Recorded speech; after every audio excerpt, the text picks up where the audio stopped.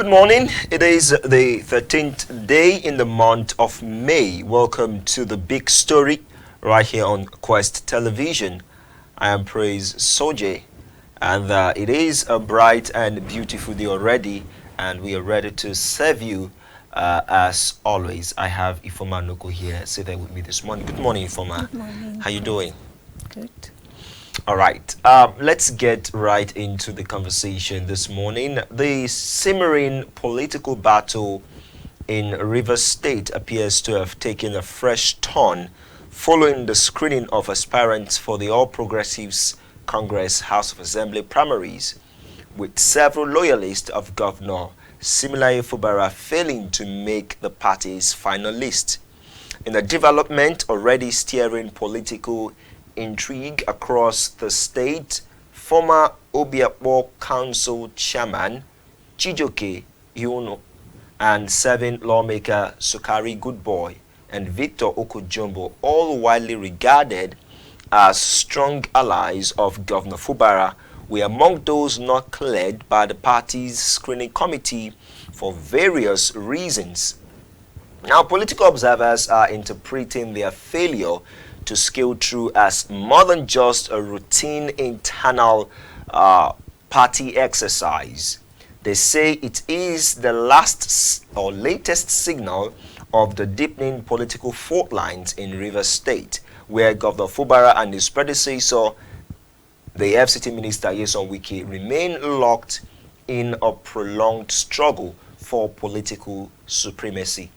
On the other side of the divide, the list of cleared aspirants appears to favor established political figures and returning lawmakers, largely seen as loyal to the Wike camp.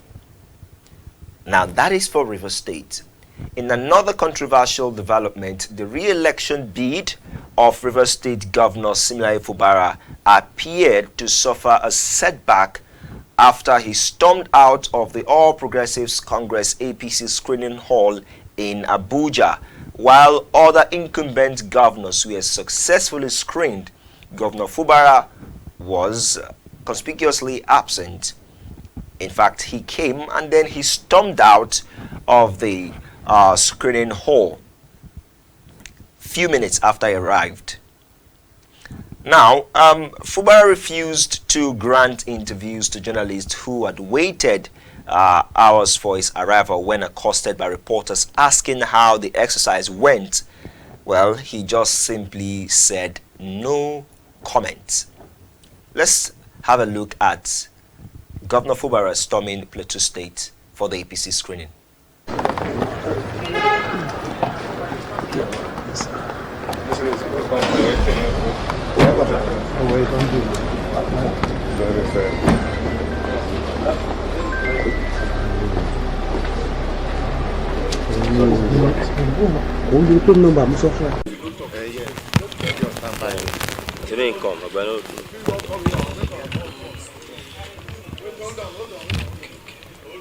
Okay.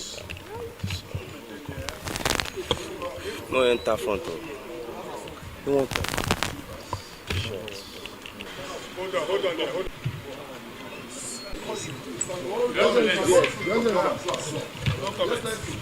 No comment. We'd like to have a chat. Huh? For the past 3 days. We've been lazy yet for the past 3 days. Huh?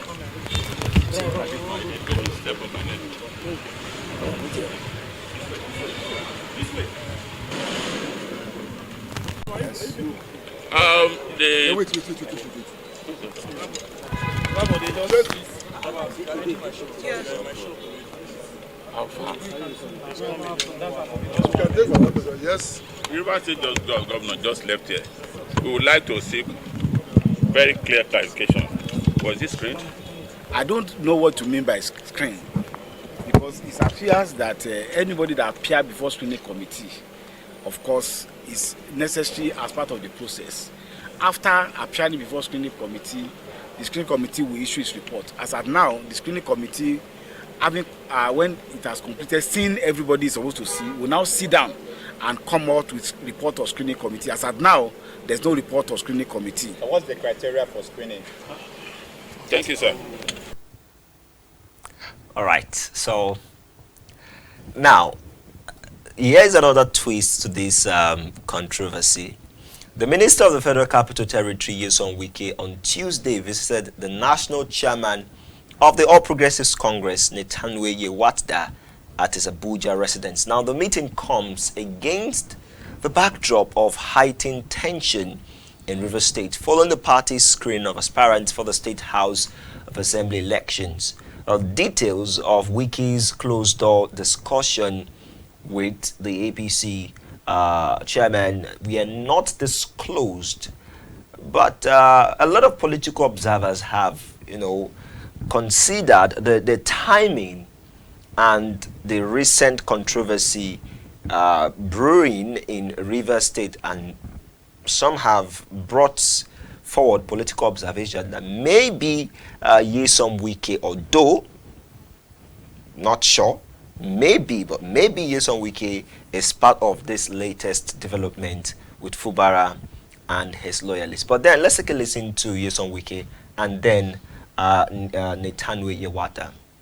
I'm not a member of the APC, so I don't know what's happening in their screen. And I don't also know where they published the results of the screen. So it will be difficult for me to comment. Even if they do, why would I comment? I don't know the reasons they have.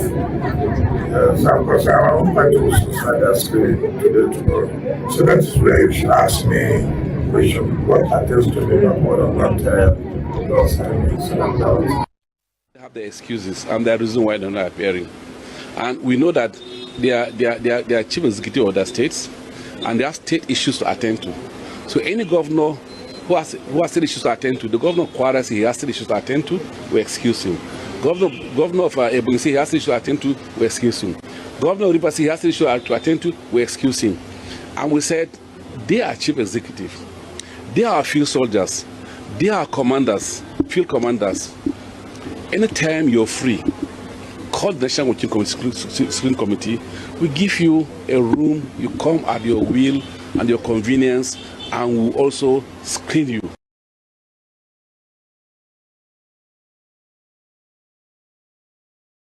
Recent controversy, the Rivers State House of Assembly or the APC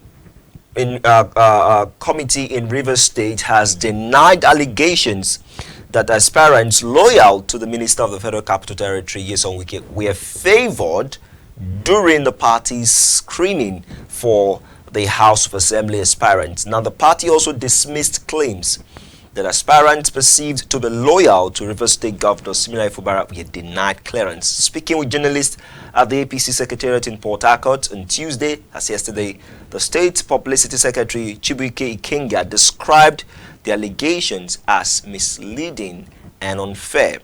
According to him, Wike is not a member of the APC and had no involvement in the screening process. He said, and I quote, "The FCT minister is not a member of our party, and bringing him into what we are doing in our party is not fair."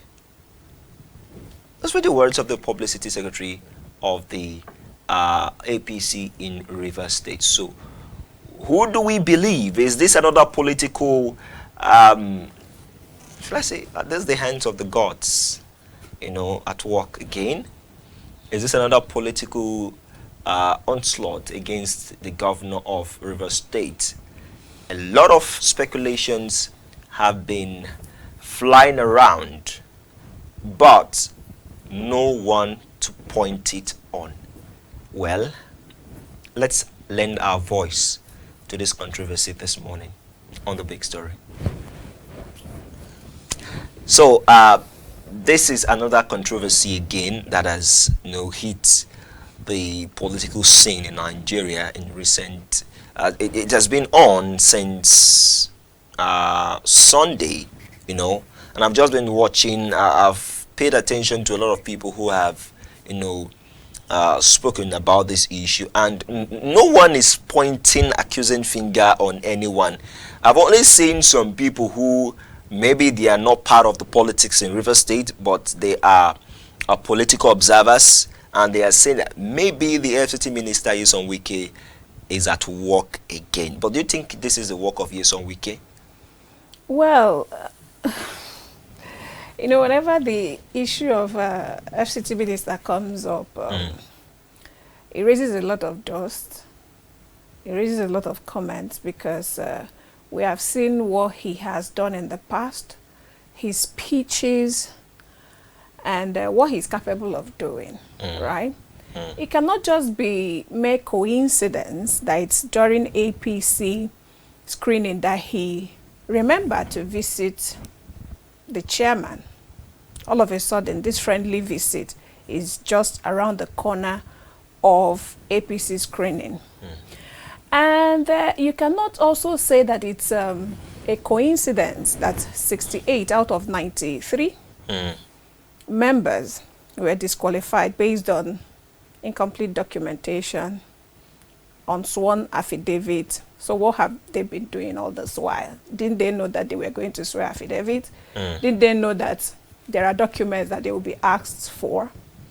So you find out that the politics in this country is becoming, we have a movie body, it's becoming a Nollywood that... Nollywood politics. Yeah, Nollywood politics, that people who don't want to point fingers just don't want to point fingers because, like a lot of the outcomes, like no comments, undisclosed meeting agenda. Of course, it's not you that is going to manufacture what they had behind closed doors or force Fubara to say what he encountered. Just 20 minutes of stepping in, he dashed out. So, but the truth is, from me, I was wondering the peace that Fubara and Wike said they had, that Mr. President welded into. Was it really peace? Or was it, okay, leave him, you know where to catch him, kind of peace? Because the whole thing is not just about, you see the dangers of godfatherism. You see the dangers, the disadvantages of having a blessed, anointed son or daughter. Because it gets to that point where you understand that power is addictive. When you understand the seat on which you are seated, when you understand, the vest you are being given on, and at such points you don't want to back out. Meanwhile, when you are being anointed, you are saying, "Oh yes, amen. Yes, my Lord. Yes, my Father." It gets to that point where you now refuse to. Exactly. You'll begin to heal them. Do you understand? Whatever they are saying, you are saying yes, the way you want it. Because you want. By all means, that's desperation. That's desperation. And the Godfather on the other side, you wouldn't, leave him or exempt him of blame. Because he looked at him and said, this one is loyal. This one is loyal. That was why he picked him. So we have a huge work in this country. And when I mean huge work, it's about fighting godfatherism. Wike will not deny 100% that something is not going on between him, Fubara, and the APC. And again, why would Yewada, who is saying that Wike is a PDP member, he doesn't belong to APC, but he is usually seen around the activities of the APC. What is he doing there? Will it be coincidence during the local council vote in Abuja that Wike, PDP member, was seen in APC voting? Will it also be coincidence now? So you see, we have gotten to that point in this country where nobody go talk. You just that you go see him when they ask you, you'll be nodding. But okay, what's your opinion? Nobody go talk. There are reports that the FCT minister is leading a rainbow movement in Rivers State. Okay. And that rainbow movement is collapsing the PDP and the APC together. And of course, and this is the same PDP that he shields, that he stands for. So when I look at the controversies that have happened since Fubara became the governor, and even when the Mr. President weighed in and declared a state of emergency, I'm like, okay, for what reason? Okay. Why? Now you understand why I asked whether it was peace or pieces. Why do some people go to the extreme when things are not aligning with them? Now, fine. There have been talks that, he was the anointed son of Nyesom Wike, and things went sour between both parties, and of course, now the talks is that Fubara, went back on his promise. He wants to go for second term. Nyesom Wike allegedly don't want him to go for second term and all of that. And there are some people who are calling for him to go for second term, at least complete his 8 years in It's always power. people that are calling them. They are never calling themselves. So my natural thinking is, because both of us are not on the same page, you cannot continue as governor. You know what it tells me? It tells me that elections is just a paper thing in Nigeria. Because if it's truly the people that called him, yeah, he wouldn't have a cause to agitate. Yeah. Let the voters say it. Let's go to the polls. Exactly. And let the polls decide who the governor. And Praise, do you know, I'm still wondering why Nyesom Wike is still taking cover under PDP. Whatever it is that PDP as a political party, that's coincidentally their symbol is umbrella. Whatever the umbrella is shielding him from that. I mean, it's no longer hidden. When you say something against APC, like Shego of Channel said, Nyesom Wike will carry it on his head and attack you. Yet he's a PDP member.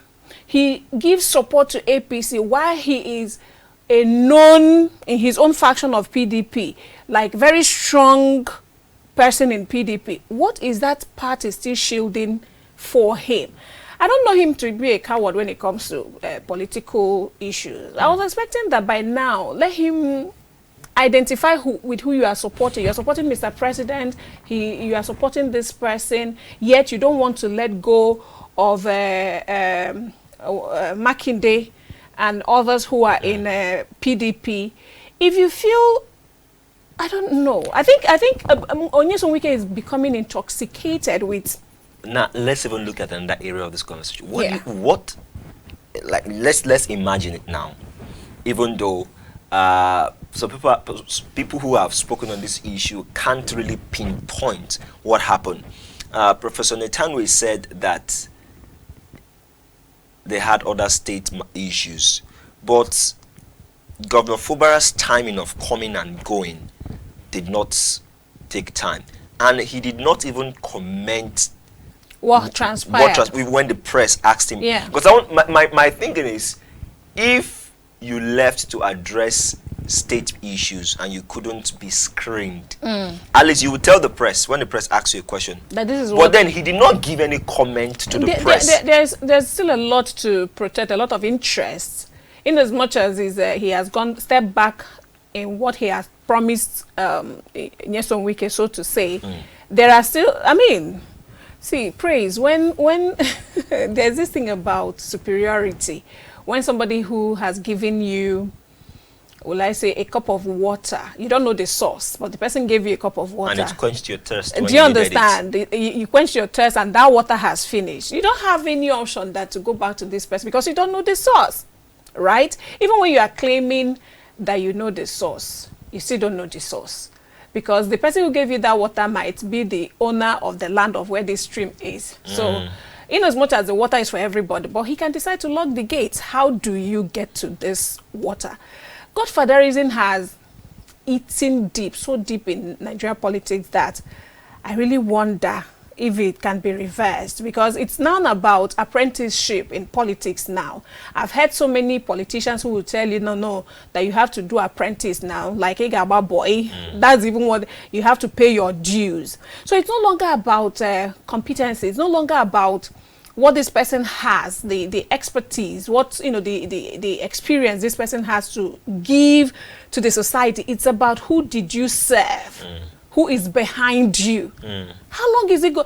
Believe me, even the upcoming politicians are still, they are believing that I'm paying my dues now, that at some point somebody is going to endorse me. Must somebody endorse you? Well, it's a deep-rooted issue when you talk about the issue of godfatherism, because of course I know that, you know, someone who is entering into a territory that he has never traded before, he doesn't understand the terrain, he doesn't understand the kind of people you meet there. I mean, the natural thing to do is to look for somebody that will hold your hand and walk you through. That is a natural inclination of a person. Why is it so? But listen, I think it's not a bad thing. I don't see godfatherism as a bad thing. Okay. I see the godfathers, some godfathers, as the bad people, because there are godfathers who have led, who have, you know, guided their proteges to where they need to be, and then knowing that this person has learned enough to be able to navigate as such, whatever the circumstances. Would refuse to use that word godfatherism. It changes, because that word godfatherism has everything ill about it. All right. Do you, yes, godfather. And do you know the appalling thing about this godfatherism in Nigeria is that these godfathers, they kept on rotating. Oh, they have not left. Oh, after governor, they become senate, they become ministers. Yet they are still leading. They are still politically Come ambitious. on.